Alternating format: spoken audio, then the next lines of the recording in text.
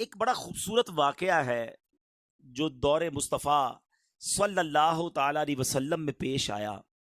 ماجرا کچھ یوں تھا کہ میرے آقا مدینے والے مصطفیٰ صلی اللہ تعالی علیہ وسلم اپنے صحابہ کے ساتھ کسی سفر پر جا رہے تھے۔ راستے میں یہ اعلان کیا گیا کہ قافلے کو پڑاؤ دیا جائے، بریک لیا گیا۔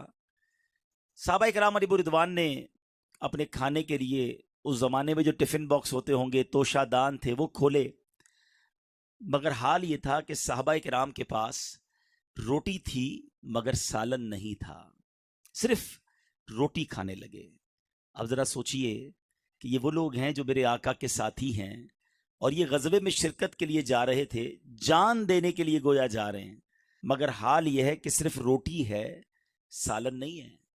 مگر زبان پر شکوہ نہیں تھا، شکایت نہیں تھی، کمپلین نہیں تھی۔ آج ہمارے اس اجتماع میں بھی ہو سکتا ہے کچھ اسلامی بھائی آئے ہوں، رات سے بھی کچھ اسلامی بھائی آ گئے ہیں، آرام نہیں ہوا ہوگا، کھانا پراپر نہیں ملا ہوگا، تو بعض اوقات شکوہ ہوتا ہے کہ یار انتظام ٹھیک نہیں ہے، یا ہمارے گھر کے اندر کسی دن اپنی پسند کا کھانا نہ بنے، یا کاروبار میں کسی قسم کی کمی آ جائے تو ہماری زبان پر شکوہ آتا ہے۔ مگر یہ کیسے صحابہ تھے کہ نبی پاک کے ساتھی ہیں، کھانے کے لیے روٹی ہے، سالن نہیں، مگر زبان پر شکوہ نہیں ہے۔ زباں پر شکوائے رنجو علم لایا نہیں کرتے، زباں پر شکوائے رنجو علم لایا نہیں کرتے، نبی کے نام لیوا غم سے گھبرایا نہیں کرتے۔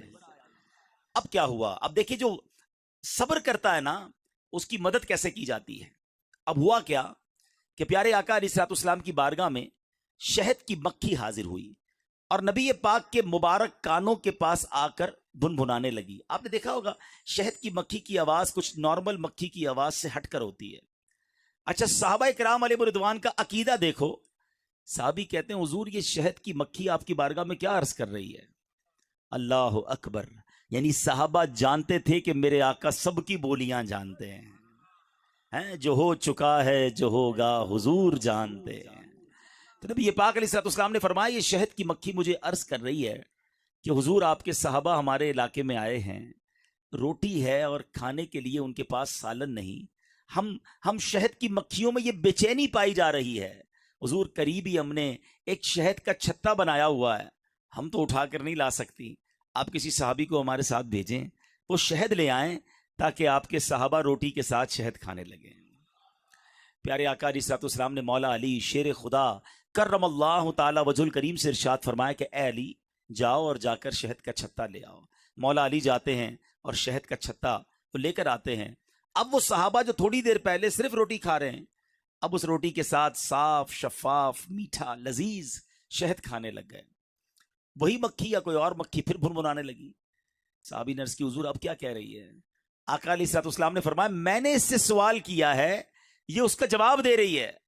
سبحان اللہ! ایک تو نبی پاک اس مکھی کی بولی سمجھ بھی رہے ہیں اور میرے آقا گفتگو بھی فرما رہے ہیں۔ آقا علیہ الصلوۃ والسلام نے سوال کیا یہ تو بتاؤ شہد بناتی کیسے ہو؟ یہ حدیث پاک کا اس واقعے کا میں خلاصہ عرض کر رہا ہوں۔ وہ مکھی کہتی حضور ہم جو ہے وہ مختلف باغات میں جاتے ہیں، پھولوں کا رس چوستی ہیں، اور ہمارا ایک پورا گروپ ہوتا ہے، پورا ایک قافلہ ہوتا ہے، اور جب ہم وہ رس چوس کر ہم شہد بناتی ہیں۔ نبی پاک علیہ الصلوۃ والسلام نے بڑا کمال کا سوال فرمایا، اچھا آپ کو بھی یہ ایکسپیرینس ہوا ہوگا کہ کبھی کبھی گلاب کی پتی ہم کھائیں تو وہ تو کھائی جاتی ہے، مگر چنبیلی یا اور باقی پھول تو بڑے کڑوے ہوتے ہیں۔ آقا نے فرمایا کہ پھولوں کا رس تو کڑوا بھی ہوتا ہے، کسیلا بھی ہوتا ہے، پھیکا بھی ہوتا ہے، یہ سب مل ملا کر شہد جیسا میٹھا کیسے ہو جاتا ہے؟ شہد کی مکھی عرض کرتی حضور بات یہ ہے کہ جب ہم پھولوں کا رس چوس لیتی ہے نا، جب واپس چھتے کی طرف ٹریول کر رہی ہوتی ہیں، واپس آ رہے ہوتے ہیں، تو ہمارا ایک سردار ہوتا ہے، اس پورے قافلے کا ایک لیڈر ہوتا ہے، اور جو یہاں پر کسان موجود ہوں گے، کھیتی باڑی کرنے والے، یا جن کا شہد کے حوالے سے کچھ معلومات ہے، تو آج سائنس بھی بتاتی ہے کہ یہ پورا جو چھتا ہے اس کا پورا فلسفہ کوئین بی، ملکہ مکھی کے گرد گھومتا ہے۔ وہ ایک ملکہ مکھی ہوتی ہے جس کے آرڈر پر وہ ساری مکھیاں چلتی ہیں۔ آج سائنس نے پہچانا ہے، اس مکھی نے 1450 سال پہلے عرض کیا تھا حضور ہمارا ایک قافلے کا امیر ہوتا ہے، جب ہم واپس آتے ہیں یا رسول اللہ وہ آپ پر درود پڑھنا شروع کر دیتا ہے، اور حضور اس کی دیکھا دیکھی جتنی مکھیاں ہیں سب آپ پر درود بھیجتی ہیں۔ یا رسول اللہ یہ کوئی اور کمال نہیں ہے، یہ آپ پر درود کی برکت ہے کہ پھولوں کا کڑوا پھیکا رس جو ہے وہ شہد جیسا میٹھا ہو جاتا ہے۔ شہد میں شفا بھی ہے نا، سارے حکیم کہتے ہیں کیوں نہ شفا ہو، جو بنتا ہی نبی پاک کے درود کی برکت سے ہو تو اس میں کیوں نہ برکت ہو۔ اب علماء کرام نے یہ واقعہ نقل کرنے کے بعد بڑی پیاری بات ارشاد فرمائی، کیا خوبصورت مدنی پھول ہمیں عطا فرمائے۔ علماء کہتے ہیں جب درود پاک کی برکت سے پھولوں کا کڑوا پھیکا رس شہد جیسا میٹھا ہو سکتا ہے، تو اگر کسی مسلمان کی زندگی میں گناہوں کی کڑواہٹ ہو، بد اعمالیوں کی پھیکاوٹ ہو، اگر وہ چاہتا ہے کہ زندگی نیکیوں کی مٹھاس سے تر بتر ہو جائے تو اپنی زندگی میں درود پاک کو شامل کر لے، وہ درود پاک کی کثرت کرنا شروع کرے، اللہ اس کی زندگی کو بھی شہد جیسا میٹھا کر دے گا۔ تو اے میرے پیارے اسلامی بھائیوں، جو آج رکھنی کے سنتوں بھرے اجتماع میں آئے ہیں، آج یہ نیت کر کے جائیں کہ انشاءاللہ عز و جل ہم روزانہ کثرت کے ساتھ درود پاک پڑھیں گے۔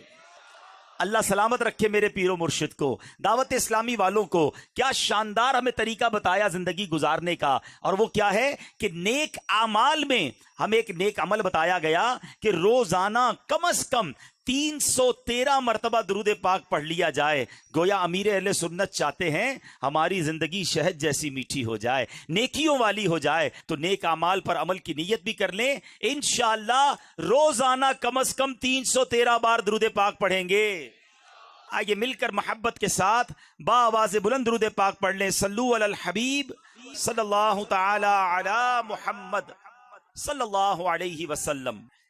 پیارے اسلامی بھائیوں اور مدنی چینل کے ناظرین، آج جس موضوع پر سنتوں بھرے بیان میں نے آپ سے کچھ باتیں عرض کرنی ہے، آج ایک ایسی حقیقت پر بات کریں گے کہ جو دنیا کا ہر مذہب مانتا ہے، دنیا کی ہر قوم جانتی ہے، مرد ہو یا عورت، بوڑھا ہو یا جوان، پڑھا لکھا ہو یا جاہل، پاکستانی ہو یا افریقی، امریکی ہو یا یورپی، کسی بھی رنگ و نسل سے تعلق رکھتا ہو، کسی بھی مذہب سے تعلق رکھتا ہو، دنیا میں یہ ایک ایسی حقیقت ہے جس کو کوئی نہیں ٹھکراتا، ہر بندہ عقل والا ہے وہ مانتا ہے۔ اور وہ حقیقت کیا ہے؟ وہ حقیقت ہے موت، وہ حقیقت ہے ڈیتھ۔ ہم سب نے مرنا ہے، یہ سب جانتے ہیں۔ کوئی مذہب، کوئی انسان یہ نہیں کہتا کہ نہیں جناب مرنا نہیں ہے، سب کو پتا ہے کہ جو دنیا میں آیا ہے اس نے مرنا ہے۔ لیکن عجب بات یہ ہے کہ اس پر بات بہت تھوڑی کی جاتی ہے، اس کا ذکر بہت تھوڑا کیا جاتا ہے۔ ہم زندگی کے بارے میں تو بہت بات کرتے ہیں، بچپن میں کیا کیا، بڑھاپے میں کیا کریں گے، جوانی کیسے گزارنی ہے، بہت ساری پلاننگز پر ڈسکس ہوتی ہیں۔ مثال دیتا ہوں، کسی کو 10 15 20 دن کے لیے کہیں جانا ہو، اس کے لیے بڑی باتیں ہوتی ہیں، سامان کون سا ہوگا، لے کر کیا جانا ہے، کرنسی کون سی لے جانی ہے، بیرون ملک جانا ہو تو ویزا کی تیاری مہینوں پہلے سے شروع ہوتی ہے۔ یاد رکھیں دنیا کا سفر، اس کی ڈیٹ ہم ڈیسائیڈ کرتے ہیں، کب جانا ہے، کتنے دن کے لیے جانا ہے ہم طے کرتے ہیں، اور پھر اس کی تیاری کا وقت بھی ہمیں پتا ہوتا ہے۔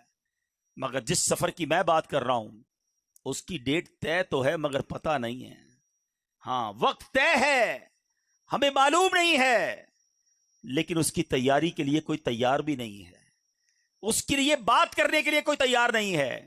کبھی ایسا ہوتا ہے ہم دوستوں میں بیٹھیں اور بیٹھ کر یہ بات کریں کہ یار مرنا بھی ہے، اس کی کیا تیاری کرنی ہے، قبر میں کیا ہوگا، آخرت میں کیا ہوگا، اس کے لیے میں نے کیا سامان تیار کیا ہے۔ زیادہ موت پر بات کرو تو لوگ کہتے ہیں یار آپ موت کی بات نہ کیا کریں، حالانکہ موت ایک ایسی حقیقت ہے جو آنی ہے۔ عربی میں ایک شاعر لکھتے ہیں، الموت باب کل نفس داخلوہا، موت ایک ایسا دروازہ ہے جس سے ہر زی روح کو گزرنا ہے۔ الموت قدح کل نفس شاربوہا، موت ایک ایسا جام ہے جو سب نے پینا ہے، کوئی ایسا نہیں جس نے مرنا نہیں ہے۔ جو دنیا میں آیا ہے اس نے مرنا ہے، لیکن عجب بات یہ ہے کہ اس کی تیاری یا اس پر گفتگو کرنے کے لیے کوئی تیار نہیں ہوتا۔ اے پیارے اسلامی بھائیوں، یہ زندگی تو تھوڑی ہے نا، وہ زندگی بڑی ہے۔ اس دنیا میں کم رہنا ہے، اس دنیا میں زیادہ رہنا ہے، تو پھر کیوں نہ ادھر کی بات کریں۔ آج انشاءاللہ ہم اپنی قبر، آخرت اور موت کی تیاری کے بارے میں کچھ سنیں گے۔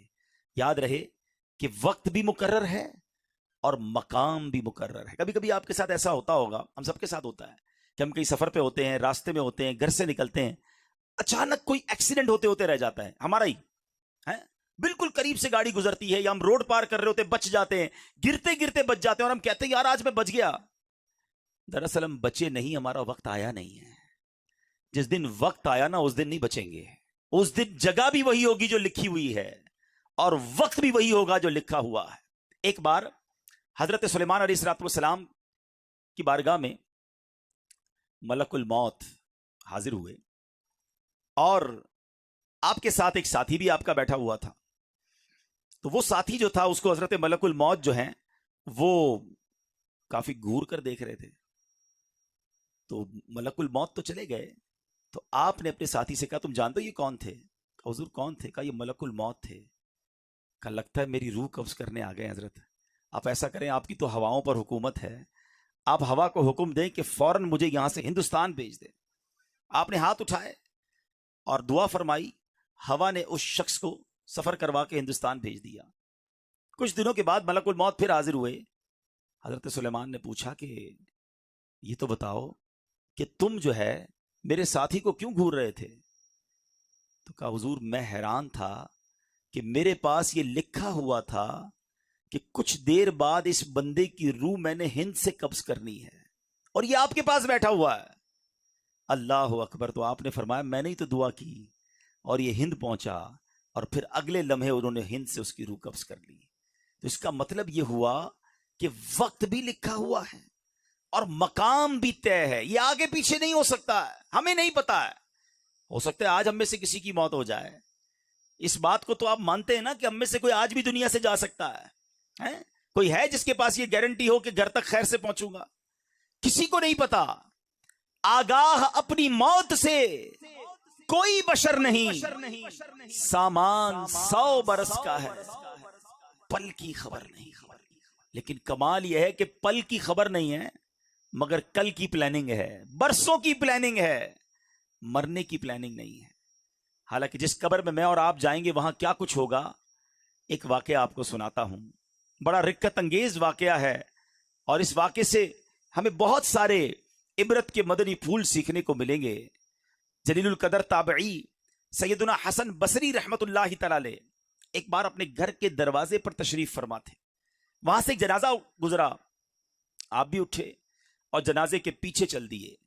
جنازے کے نیچے ایک چھوٹی بچی زارو کتار دوڑتی ہوئی اس جنازے کے ساتھ ساتھ جا رہی تھی اور کہہ رہی تھی اے بابا جان, آج مجھ پر وہ وقت آیا ہے کہ پہلے کبھی نہ آیا تھا. حضرت سیدنا حسن بصری رحمت اللہ تعالی علیہ نے جب یہ درد بھری آواز سنی تو آنکھیں اشکبار اور دل بے قرار ہو گیا. دستے شفقت اس یتیم بچی کے سر پر پھیرتے ہوئے آپ نے فرمایا بیٹی تم پر نہیں, تمہارے مرحوم بابا جان پر وہ وقت آیا ہے جو آج سے پہلے ان پر کبھی نہ آیا تھا. دوسرے دن آپ نے دیکھا کہ وہی چھوٹی بچی آنسو بہاتی ہوئی قبرستان کی طرف جا رہی ہے. باپ سے بڑی محبت تھی, اس سے رہا نہیں جا رہا تھا, وہ قبرستان جا رہی ہے. سیدنا حسن بصری رحمت اللہ تعالی علیہ بھی حصول عبرت کے لیے اس بچی کے پیچھے پیچھے قبرستان کی طرف چل دیے. جب قبرستان پہنچ کر وہ چھوٹی بچی اپنے والد مرحوم کی قبر سے لپٹ گئی, حضرت سیدنا حسن بصری جھاڑیوں کے پیچھے بیٹھ گئے, چھپ گئے کہ دیکھوں یہ بچی کیا کہتی ہے. وہ چھوٹی بچی اپنے رخسار اپنے بابا جان کی قبر کی مٹی سے لگا کر کہتی ہے اے بابا جان, آپ نے اندھیرے میں چراغ اور غم خار کے بغیر قبر کی پہلی رات کیسے گزاری؟ اے بابا جان, کل رات تو میں نے گھر میں آپ کے لیے چراغ جلایا تھا, آج رات قبر میں چراغ کس نے روشن کیا ہوگا؟ اے بابا جان, کل رات گھر کے اندر میں نے آپ کے لیے بچھونا بچھایا تھا, آج رات قبر میں بچھونا کس نے بچھایا ہوگا؟ اے بابا جان, کل رات گھر کے اندر میں نے آپ کے ہاتھ پاؤں دبائے تھے, آج رات قبر میں آپ کے ہاتھ پاؤں کس نے دبائے؟ اے بابا جان, کل رات گھر کے اندر میں نے آپ کو پانی پلایا تھا, آج رات قبر میں آپ کو کس نے پانی پلایا؟ اے بابا جان, کل میں نے آپ کے جسم پر چادر اڑائی تھی, آج رات آپ کو قبر میں کس نے چادر اڑائی؟ اے بابا جان, کل تو آپ کو جب بھوک لگی تھی تو میں نے آپ کو کھانا پیش کیا تھا, آج رات قبر میں جب آپ کو بھوک لگی تو کس نے کھانا دیا ہوگا؟ سیدنا حسن بصری غم کی ماری اور اس دکھیاری بچی کی یہ باتیں سن کر رو پڑے، قریب آئے اور کہا، بیٹی اس طرح نہیں بلکہ یوں کہو، اے بابا جان، دفن کے وقت آپ کا چہرہ قبلہ رخ کیا گیا تھا، کہ اب بھی آپ کا چہرہ اس حالت پر ہے یا آپ کا چہرہ پھیر دیا گیا ہے؟ اے بابا جان، آپ کو صاف ستھرا کفن پہنایا گیا تھا۔ اے عاشقان رسول، ذرا اپنا سر جھکا کر آنکھیں بند کر کے اپنے بارے میں سوچو، جب ہم قبر میں جائیں گے تو ہمیں بھی ہمارے دوست قبر میں ایک چہرہ تو قبلہ رو کر دیں گے نا، کفن تو صاف ستھرا پہنائیں گے، مگر اس کے بعد کیا ہو سکتا ہے؟ سیدنا حسن بصری کہتے ہیں اپنے والد سے یہ پوچھو کہ بابا جان، کل تو آپ کو صاف ستھرا کفن پہنا کر دفنایا گیا تھا، کیا اب بھی وہ صاف ستھرا ہے؟ اے بابا جان، آپ کو قبر میں صحیح اور سالم بدن کے ساتھ رکھا گیا تھا، کیا اب بھی جسم سلامت ہے یا اسے کیڑوں نے کھا لیا ہے؟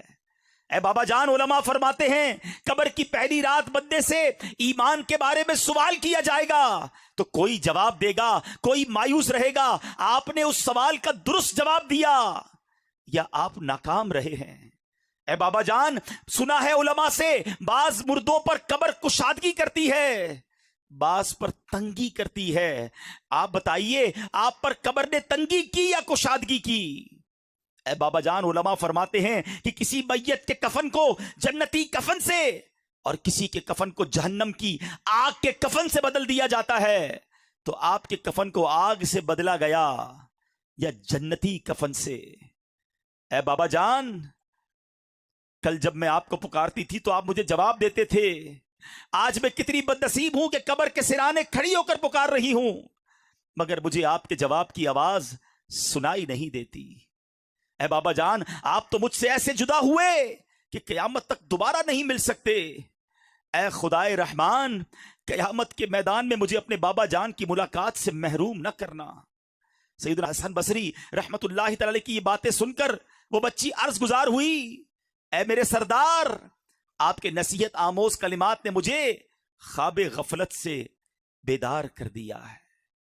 اے پیارے اسلامی بھائیوں، بظاہر تو یہ ایک واقعہ ہے، مگر یہ قبر کا سفر ہم سب نے کرنا ہے۔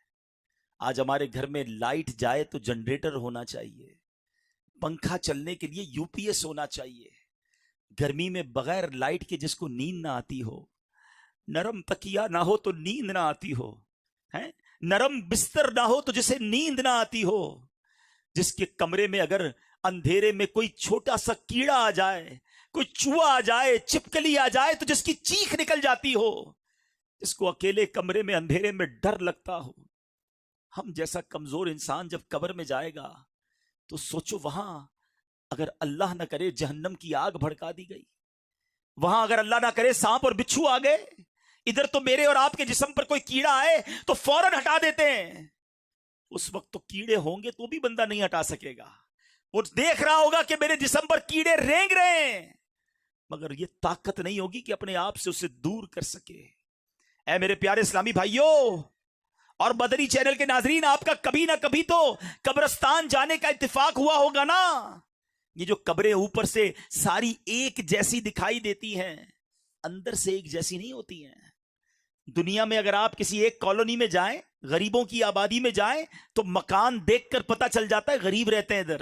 امیر کے علاقے میں جائیں تو کوٹھیاں دیکھ کر سمجھ آ جاتا ہے کہ ان کوٹھیوں میں امیر اور سکون سے رہنے والے رہ رہے ہیں، مگر قبروں کو دیکھ کر پتہ نہیں چلتا، دکھتی ساری ایک جیسی ہیں، مگر ہر قبر کی داستان جدا ہے۔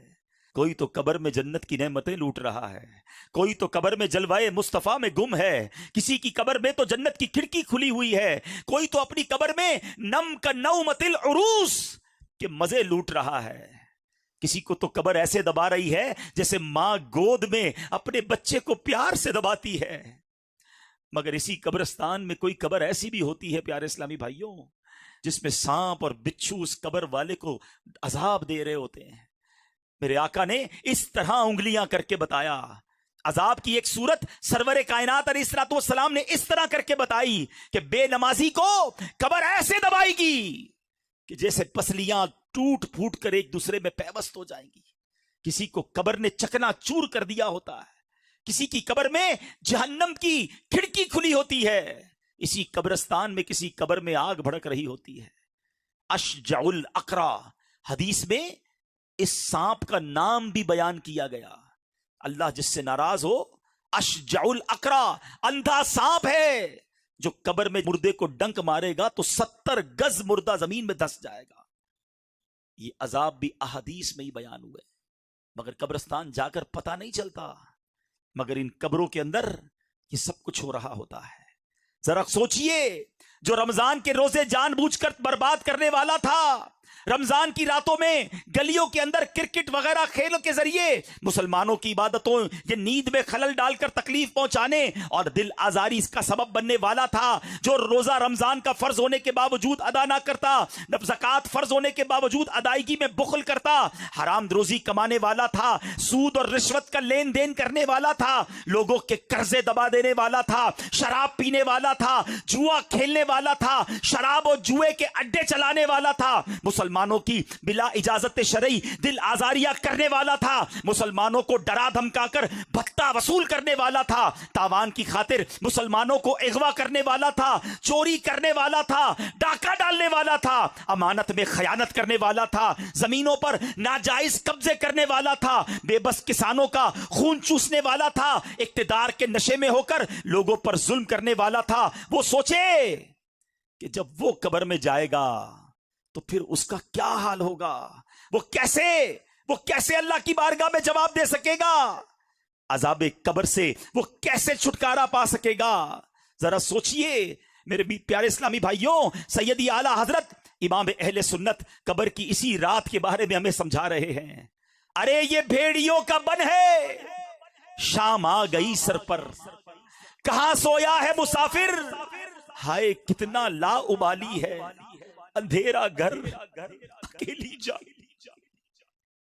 اندھیرا گھر اکیلی جان، دم گھٹتا دل اکتاتا، خدا کو یاد کر پیارے، وہ ساتھ آنے والی ہے، خدا کو یاد کر پیارے، وہ ساتھ آنے والی ہے، زمین تپتی کٹیلی راہ بھاری بوجھ گھائل پاؤں، مصیبت جھیلنے والے تیرا اللہ والی ہے، نہ چونکا دن ہے ڈھلنے پر تیری منزل ہوئی کھوٹی، ارے او جانے والے نیند یہ کب کی نکالی ہے، بے وفا دنیا پہ مت کر اعتبار، تو اچانک موت کا ہوگا شکار، موت آ کر ہی رہے گی یاد رکھ، جان جا کر ہی رہے گی یاد رکھ، گر جہاں میں 100 برس تو جی بھی لے، قبر میں تنہا قیامت تک رہے، جب فرشتہ موت کا چھا جائے گا،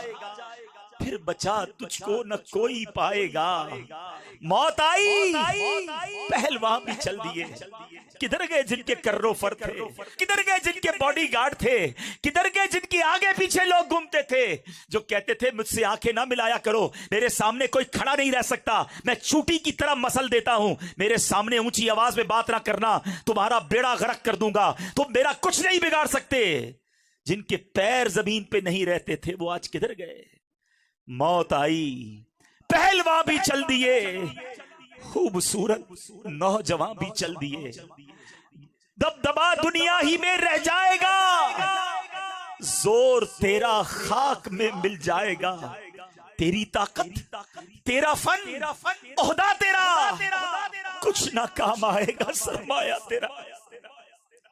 بندہ کہتا ہے پیسے ہونے چاہیے، زندگی پرسکون گزرے گی، اتنے پیسہ جمع کر لوں پھر سکون سے جیوں گا، مگر جب قبر میں جائیں گے نا تو کوئی تجوری نہیں ہوگی، کفن میں کوئی جیب نہیں ہوگا، یہ سارا سرمایہ ادھر ہی رہ جائے گا، اور اگر اللہ ناراض ہوا تو میں اکیلا قبر میں کیا کروں گا۔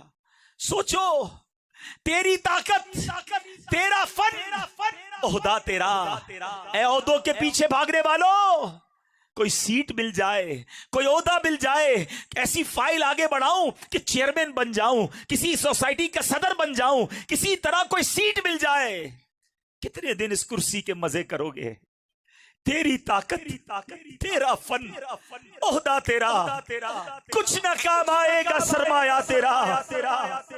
قبر روزانہ یہ کرتی ہے پکار، سنو قبر روز کیا پکار رہی ہے، قبر روزانہ یہ کرتی ہے پکار، مجھ میں ہے کیڑے مکوڑے بے شمار، یاد رکھ میں ہوں اندھیری کوٹھڑی، تجھ کو ہوگی مجھ میں سن وحشت بڑی، میرے اندر تو اکیلا آئے گا۔ آج بندہ کہتا ہے میں اکیلا کہیں نہیں جاتا، سب جگہ دوست چاہیے، گھومنے پھرنے کے لیے دوست چاہیے، جدھر جاتا ہوں میرے سنگی، میرے بیلی، میرے دوست ساتھ ہوتے ہیں۔ قبر میں کوئی ساتھ نہیں آئے گا، ہاں کاندھوں پر اٹھائیں گے، قبر میں قبرستان لے جائیں گے، جب قبر پہ لٹائیں گے نا، وہی دوست جو آج میری اور آپ کی ہوا کا انتظام کرتے ہیں، وہی بیٹے، وہی ملازم جو مجھے اور آپ کو سکون پہنچانے کی کوشش کرتے ہیں، جب قبر میں ڈال دیں گے نا تو کہیں گے ذرا صحیح مٹی ڈالو، دیکھو کوئی سوراخ باقی نہ رہ جائے، ایک روشنی کی راہ بھی نہیں باقی رکھیں گے، اور سب منو مٹی ڈال کر ہمیں اکیلے چھوڑ کر آ جائیں گے۔ سنو، قبر کہتی ہے میرے اندر تو اکیلا آئے گا، میرے اندر تو اکیلا آئے گا، ہاں مگر امان لیتا آئے گا، نرم بستر گھر پہ ہی رہ جائے گا، وہ والا تکیہ چاہیے، نرم بستر چاہیے، میرا پسند کا مجھے چادر چاہیے، نرم بستر گھر پہ ہی رہ جائیں گے، تجھ کو فرش خاک پر دفنائیں گے، گپ دیری قبر میں جب جائے گا، بے عمل بے انتہا گھبرائے گا، کام مالو زر نہ کچھ آئے گا، غافل انسان یاد رکھ پچھتائے گا، جب تیرے ساتھی تجھے چھوڑ آئیں گے، قبر میں کیڑے تجھے کھا جائیں گے، قبر میں تیرا کفن پھٹ جائے گا، یاد رکھ نازک بدن پھٹ جائے گا، چھوٹا سا کیڑا کاٹ لینا، رات مچھر کاٹ لے تو نیند نہیں آتی، بستر میں کھٹمل گھس جائے تو چین نہیں آتا، ایک ڈنک مارنے کے بعد ہم کتنے دنوں تک الرجی کی دوائیں کھاتے رہتے ہیں، ذرا سوچو جب جسم پھٹے گا تیرا ایک ایک بال تک جھڑ جائے گا، خوبصورت جسم سب سڑ جائے گا، آہ ابل کر آنکھ بھی بہ جائے گی، کھال ادھڑ کر قبر میں رہ جائے گی، سانپ بچھو قبر میں گر آ گئے، کیا کرے گا بے عمل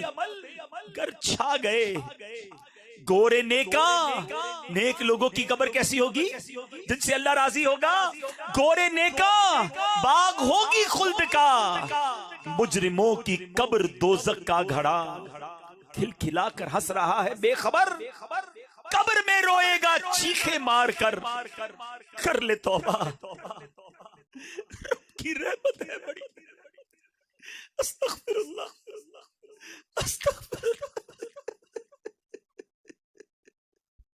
کر لے توبہ، رب کی رحمت ہے بڑی، کب تک اللہ کو ناراض کریں گے، کب تک نمازیں قضا کریں گے، کب تک اللہ کی نافرمانی والے ہم کام کریں گے، ارے آج بھی مر سکتے ہیں، کون آئے گا بچانے، قبر میں آؤ، اس اجتماع میں توبہ کرو، کر لے توبہ، رب کی رحمت ہے بڑی، قبر میں ورنہ سزا ہوگی کڑی، وقت آخر یا خدا تار کو خیر سے سرکار کا دیدار ہو۔ اے میرے پیارے اسلامی بھائیوں، قرآن مجید فرقان حمید ہماری موت کے بارے میں کیا رہنمائی فرماتا ہے، سنو اللہ فرماتا ہے ہر جان موت کا مزہ چکھنے والی ہے، اور قیامت کے دن تمہیں تمہارے اجر پورے دیے جائیں گے، اور جو آیت کا اگلا حصہ ہے نا، خدا کی قسم یہی اصل بات ہے، لوگ کہتے ہیں یار جس کا گھر بڑا ہو وہ کامیاب ہے، جس کے پاس بڑی گاڑی ہے وہ کامیاب ہے، جو خوبصورت ہے وہ کامیاب ہے، جو طاقتور ہے وہ کامیاب ہے، جس کی شہرت ہے وہ کامیاب ہے۔ نہیں جناب، سنو قرآن کیا کہتا ہے، کامیاب کون ہے؟ اللہ کہہ رہا ہے فَمَنْ زُحْزِحَ عَنِ النَّارِ وَأُدْخِلَ الْجَنَّةَ فَقَدْ فَازَ، اللہ فرماتا ہے جسے آگ سے بچا لیا گیا اور جنت میں داخل کر دیا گیا وہ کامیاب ہو گیا۔ ارے وہی تو کامیاب ہے۔ مجھے بتاؤ، ادھر بڑے گھر ہوں، نرم بستر ہو، آگے نوکر چاکر ہو اور قبر کیڑوں والی تیار ہو، اس کی قبر آگ والی تیار ہو، کون سی کامیابی ہے یہ؟ ادھر ساری دنیا جانتی ہو، ساری دنیا میں شہرت ہو، اور ادھر فرشتے مارنے کے لیے تیار کھڑے ہو، یہ کون سی کامیابی ہے؟ ادھر بینک بیلنس بھرے ہوئے ہوں، ہیرے جواہرات کے ڈھیر لگے ہوئے ہوں، کروڑوں کا میں مالک ہوں، اور ادھر اگر نامہ اعمال خالی ہے تو یہ کون سی کامیابی ہے؟ ادھر دنیا والے میرے نام سے راضی ہوں اور ادھر رب ہی مجھ سے ناراض ہو، یہ کون سی کامیابی ہے؟ خدا کی قسم کامیابی یہ ہے، چاہے مجھے کوئی نہ پہچانے، میرا رب مجھ سے راضی ہو جائے، میرے آقا مجھ سے راضی ہو جائے، چاہے دنیا میں چھوٹا سا گھر ہو مگر جس قبر میں جاؤں وہ میرا جنت کا باغ بن جائے۔ کامیابی تو یہ ہے، چاہے دنیا میں سختیوں والی زندگی گزرے مگر قیامت کے دن مجھے اللہ کے عرش کا سایہ مل جائے۔ اصل کامیابی تو وہ ہے، ارے چاہے یہاں میرے اکاؤنٹ میں پیسے تھوڑے ہو جائیں مگر میرے نیکیوں کا اکاؤنٹ بھرا ہوا ہو، میرے نامہ اعمال میں نیکیاں زیادہ ہوں۔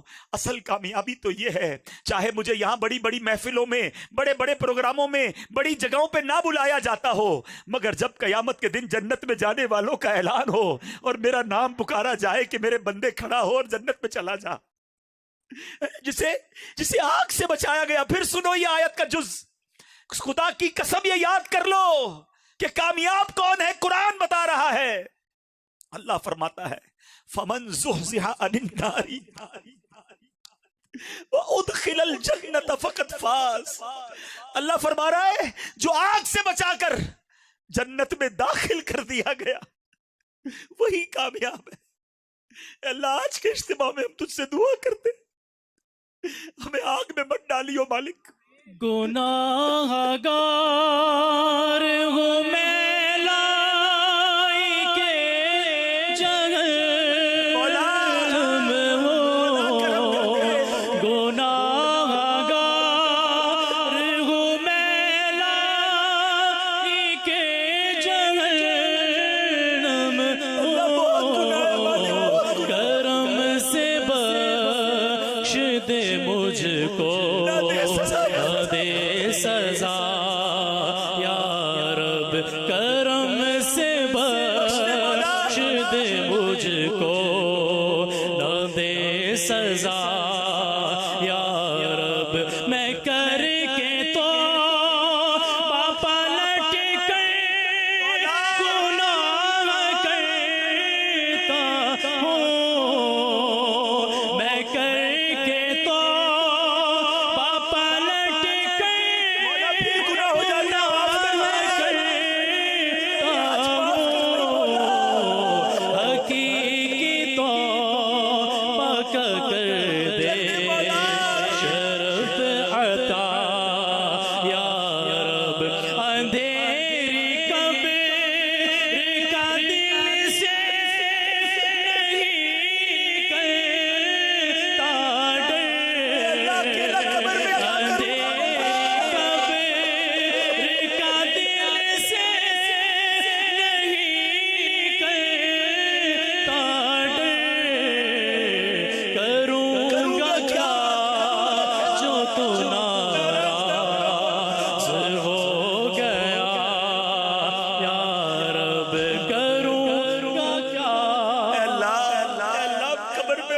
مارے جائیں گے، پھنس جائیں گے مولا، بڑے گناہ ہیں، آج اقرار کرتے ہیں گناہگار ہیں، اور آج تجھ سے وعدہ بھی کریں گے مولا، بڑے گناہ کر لیے، بڑی خطائیں کر لی، آج آگئے تیرے دربار میں، آج ہم سب کی گناہ معاف فرما دے۔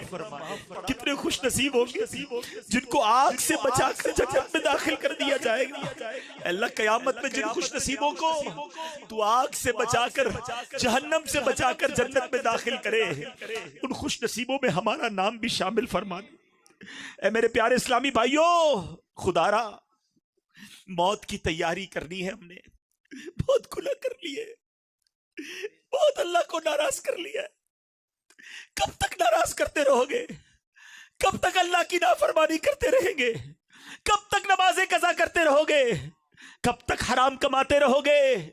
کب تک حرام دیکھتے رہیں گے؟ خدا را میرے پیارے اسلامی بھائیوں، مدنی چینل کے ناظرین، اگر میرا کوئی بھائی مدنی چینل کے ناظرین میں سے کوئی بھی ایسا جو نماز قضا کر رہا ہے، جو روزوں میں غفلت کر رہا ہے، جو اپنی زکوٰۃ پوری ادا نہیں کرتا، جو حرام روزی کماتا ہے، خدا نہ خواستہ کسی پر ظلم کر رہا ہے، کسی کا مال دبایا ہوا ہے، کسی کی زمین پر قبضہ کیا ہے، آج بدل کر جانا ہے۔ کیا پتہ یہ زندگی کا آخری موقع ہو، اللہ نے موقع دیا ہے آج توبہ کرنے کا۔ ہم نے علماء سے سنا ہے کہ جہاں 40 مومن جمع ہو جائیں وہاں اللہ کا ایک ولی ہوتا ہے۔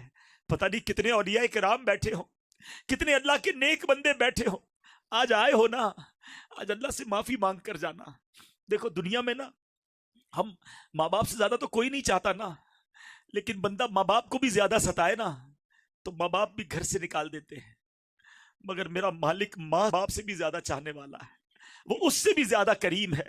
وہ ہمارے گناہ چھپا رہا ہے، کتنے گناہ ہیں جو ہمیں ہی پتہ ہے، لوگوں کو نہیں پتا۔ اس نے ہمارے عیب چھپائے ہوئے ہیں، سوچو اگر ہمارے عیب کھل جائے، ہمیں کوئی منہ نہ لگائے، اتنا کریم مولا، ہم اس کو ناراض کریں؟ نہیں میرے پیارے اسلامی بھائیو، آج اللہ سے سچی توبہ کر کے جانا ہے۔ وہ ایسا کریم ہے کہ اگر سچی توبہ کر لے وہ پچھلے سارے گناہ معاف فرما دیتا ہے۔ تو کریم ہی جو ٹھہرا تو کرم کے کیا ٹھکانے، تو کریم ہی جو ٹھہرا تو کرم کے کیا ٹھکانے، تو نوازنے پہ آئے تو نواز دے زمانے۔ اللہ آج تیری اسی قریبی بارگاہ کو پکارنے جمع ہوئے ہیں۔ رحمت دا دریا الہی ہر دم وگدا تیرا، رحمت دا دریا الہی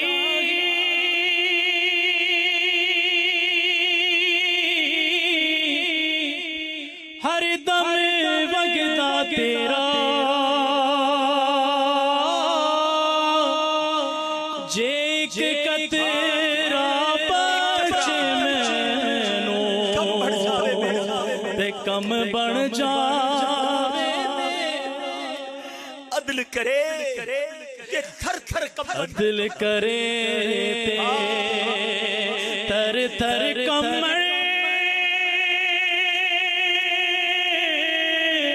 اچیاں شانہ والے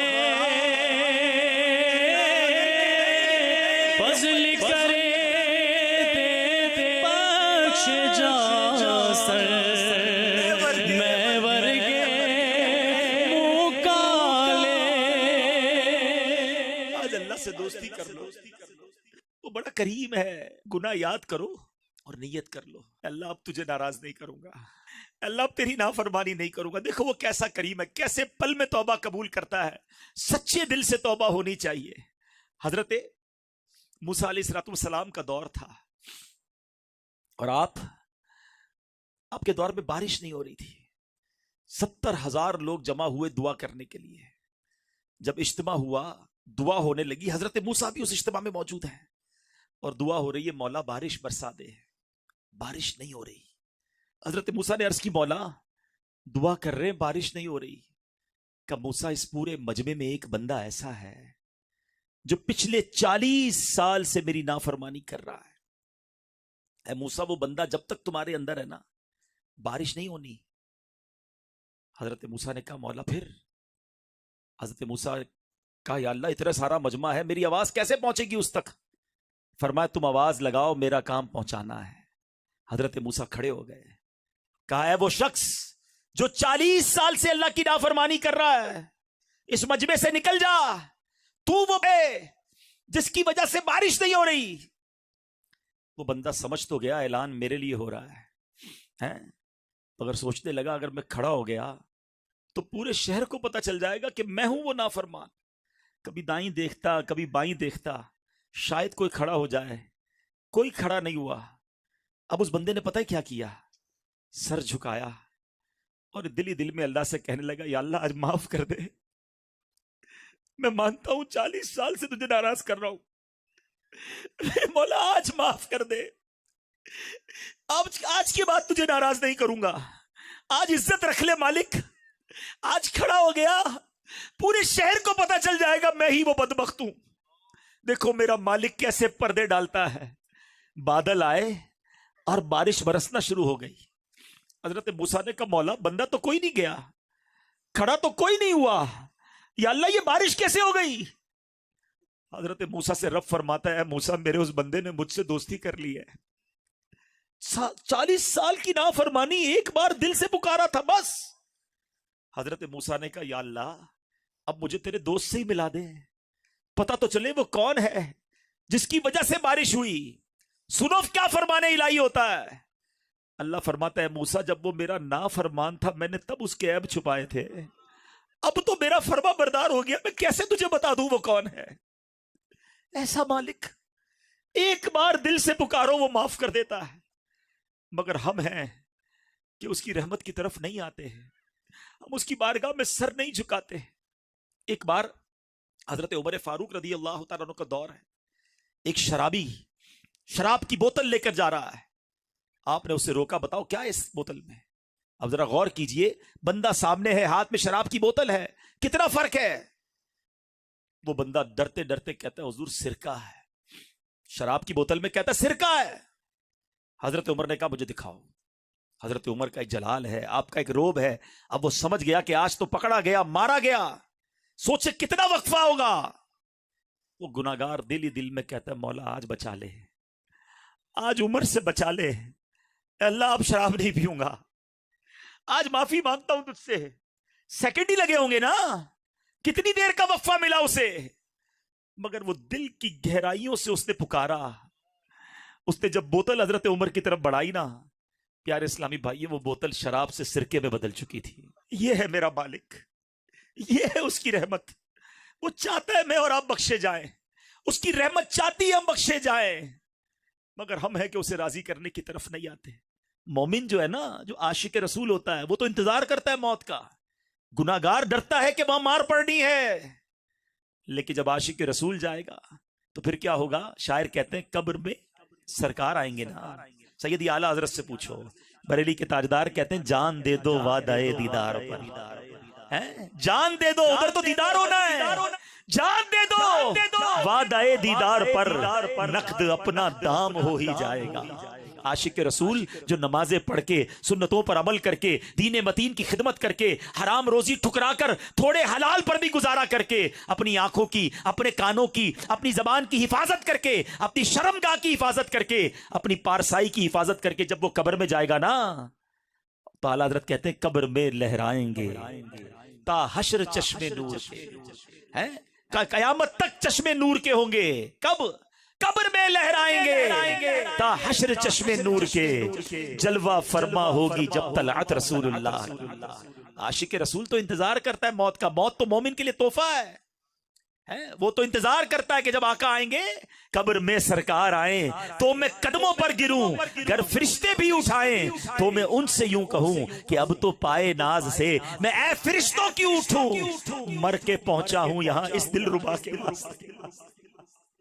ساری زندگی جن کی سنتوں پر عمل کرتا رہا، ساری زندگی جن پر درود پڑھتا رہا، ساری زندگی جن کی نعتیں پڑھتا رہا، ساری زندگی جن کا میلاد مناتا رہا، ساری زندگی جن کی بات کو یاد کر کے زندگی گزارتا رہا، ارے اب وہ قبر میں آئے ہیں، میں قدموں سے کیسے اٹھوں گا، مر کے پہنچا ہوں یہاں اس دل ربا کے واسطے۔ اب آپ نے فیصلہ کرنا ہے، حدیث پاک ہے، میرے آقا فرماتے ہیں قبر یا تو جنت کے باغوں میں سے ایک باغ ہوتی ہے، یا تو دوزخ کے گھڑوں میں سے ایک گھڑا، دو میں سے کوئی تیسرا آپشن نہیں ہے، یہ دو ہی قبریں ہوتی ہیں۔ آج طے کر لو، زندگی اگر ایسی گزارنی ہے کہ قبر جنت کا باغ بن جائے تو دعوت اسلامی کا ماحول آپ کو پکار رہا ہے، آ جاؤ اس ماحول سے وابستہ ہو جاؤ۔ بدلتے کیوں نہیں ہم؟ اس کی وجہ کیا ہے؟ آج آخر میں وجہ بھی سن لو۔ وجہ یہ ہے کہ ہم جب نیت کرتے ہیں نا، اس وقت تو شاید دل میں پکا ارادہ ہوتا ہے، مگر اس کے بعد جب ہم اجتماع سے یا محفل سے یا جو بھی ہمارا اچھی نیک ماحول ہوتا ہے اس سے اٹھ کے جاتے ہیں نا، پھر ہمارے جو ماحول ہوتا ہے وہ دوست ہمارے اچھے نہیں ہوتے، وہ ہمیں نمازی نہیں بننے دیتے۔ ہم نمازی بنتے ہیں، ہمارا مذاق اڑاتے ہیں، خیر تو ہے بھائی مولوی بن گیا ہے، جمعہ پڑھتا تھا، تجھے کیا ہو گیا ہے، یہ کیا تو بھائی سر پہ ٹوپی سجا لی ہے، امامہ پہن لیا ہے، سنتوں پر عمل شروع کر دیا ہے، حرام روزی چھوڑ دی ہے۔ ہمارے دوست ہی ہمیں گناہوں کی طرف لے جاتے ہیں۔ ایک بات یاد رکھو، شرابیوں کے ساتھ بیٹھ کر آپ نمازی نہیں بن سکتے، اللہ کے نافرمانوں کے ساتھ بیٹھ کر آپ اللہ کے فرما بردار نہیں بن سکتے۔ پہلے طے کر لو، آپ قبر جنت کا باغ بنانی ہے تو پھر تبدیلی لانی پڑے گی۔ اگر آپ کی مرضی ہے کہ نہیں جیسی زندگی گزر رہی ویسی گزاروں گا وہ پھر آپ کی مرضی ہے. لیکن اگر آج دل پر چوٹ لگی ہے نا اور بدلنا چاہتے ہو تو محفل بدلنی ہوگی, ماحول بدلنا ہوگا, دوستی بدلنی ہوگی. کہتے ہیں نا خربوزے کو دیکھ کر خربوزہ رنگ پکڑتا ہے, بالکل صحیح بات ہے. روایتوں میں آتا ہے دوست وہ ہوتا ہے جس کو دیکھ کر خدا یاد آ جائے. ایک دوست ایسا ہے میرا اور آپ کا, غور کر لے, کہ جس کو دیکھوں تو خدا یاد آ جائے. ہمارے دوست تو وہ جس کو دیکھ کر سنیما یاد آتا ہے, جس کو دیکھ کر تاش کی اور جوئے کی اور حرام چیزوں کی محفلیں یاد آتی ہیں. ایسی دوستیاں لگائی ہوئی ہم نے. نہ کریں ایسا. یہ صحبت کیا اثر لاتی ہے. پنجابی شاعر کمال کی بات لکھتے ہیں, فرماتے ہیں برے بندے دی صحبت یاروں جویں دکان لوہارا, کپڑے پاویں کنج کنج پئیے چنگا پین ہزاراں. کہتے ہیں جو برے دوست ہوتے ہیں نا وہ ایسے ہی ہیں جیسے لوہار کی دکان. لوہار کی دکان پہ جائیں, کپڑے کتنے ہی بچا لیں, یا تو کپڑوں پہ بدبو آ جائے گی یا اس میں کوئی نہ کوئی چنگاری جو ہے نا سراغ کر دے گی. ہم کہتے نہیں یار میں تاش نہیں کھیلتا, میں جوا نہیں کھیلتا, میں شراب نہیں پیتا, میں حرام کام نہیں کرتا, دوست کرتے, میں تو صرف بیٹھا ہوتا ہوں ان کے ساتھ. اللہ کے بندو ادھر بیٹھ رہے ہو جدھر اللہ کی لعنت برس رہی ہے, اور کہتے ہو میں صرف بیٹھتا ہوں. یہ تمہارے جسم میں تمہارے اعمال میں یہ چنگاریاں سراغ کر دیں گی. اور وہی شاعر اگلا جملہ کیا کہتے ہیں, بھلے بندے دی صحبت یاروں جویں دکان تاراں. اچھے بندے کی صحبت کیسی ہے, جیسے عطر والے کی دکان. آپ عطر والے کی دکان پہ جاتے ہیں, پیسے خرچ کریں نہ کریں فری میں عطر لگا دیتا ہے, نہیں لگاتا تو بھی خوشبو تو آ جاتی ہے نا. بھلے بندے دی صحبت یاروں جویں دکان تاراں, سودا بھاوے ملے نہ لئیے ہلے آن ہزاراں. پیسے خرچ کریں نہ کریں خوشبو پھر بھی مل جاتی ہے. یہ اس اجتماع کی برکت ہے. مل رہی ہے نا خوشبو, آ رہی ہے نا سنتوں کی بہار. یہ ہے اچھے بندوں کی صحبت. چینج کیجیے اپنی صحبت, اور اپنی صحبتیں, اپنی دوستیاں, اپنا اٹھنا بیٹھنا نیک لوگوں کے ساتھ رکھیے. اور یہ دعوت اسلامی والا ماحول واقعی نیک لوگوں کا ماحول ہے. بڑے ایک سے ایک نیک اسلامی بھائی ہیں اس میں. دعوت اسلامی میں بھی کوشش کریں اس کے قریب ہو جائیں جو نیک اعمال کا عامل ہو, جو مدنی قافلوں کا مسافر ہو, جو خوف خدا والا ہو, عشق رسول والا ہو. اس کے قریب بیٹھو تو مدینہ یاد آ جائے. انشاءاللہ ایسی صحبت اختیار کر لو تو پھر اللہ نے چاہا تو ہم بھی بدل جائیں گے. تو آج سارے میرے بھائی نیت کر لیں, آج کے بعد ہماری کوئی نماز قضا نہیں ہوگی. ایسا نعرہ لگائیں کہ شیطان بھی ادھر سے بھاگ جائے. آج کے بعد ہماری کوئی نماز قضا نہیں ہوگی انشاءاللہ. رمضان کے پورے روزے رکھیں گے, فلمیں ڈرامے نہیں دیکھیں گے, گانے باجے نہیں سنیں گے, حرام روزی کے قریب بھی نہیں جائیں گے, بے حیائیوں کی محفل میں نہیں جائیں گے, شراب اور نشے سے دور رہیں گے, کسی پر ظلم نہیں کریں گے. اللہ پاک ہم سب کو عمل کرنے کی توفیق بھی عطا فرمائے, استقامت بھی نصیب فرمائے.